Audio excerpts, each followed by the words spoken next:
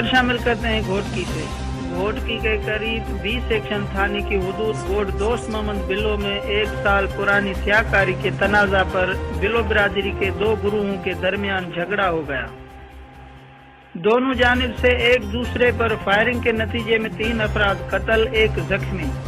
قتل ہونے والوں میں عابد خمیسہ گلزار بلو شامل، جبکہ مجاہد بلو سخت زخمی ہو گیا۔ واقعے کے بعد اطلاع پر تھانے 20 سیکشن پولیس موقع واردات کی جگہ پہنچ کر زخمی کو اٹھا کر علاج کے لیے تعلقہ اسپتال گھوٹکی منتقل کیا، جہاں زخمی کو طبی امداد کے بعد سکھر کی اسپتال منتقل کر دیا گیا۔ بعد میں پولیس قتل ہونے والے 3 افراد کی لاشیں تعلقہ اسپتال میں لے آئی، جہاں پر پوسٹ مارٹم کے بعد ورثہ کے حوالے کر دی گئی۔ لاشیں گھر پہنچنے پر کوہرام برپا ہو گیا۔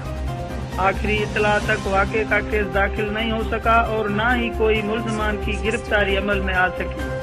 تاہم دونوں فریقین مورچہ بند، جبکہ وقفہ سے دونوں جانب سے فائرنگ کا سلسلہ جاری ہے۔ علاقے میں خوف کی فضا چھا گئی ہے۔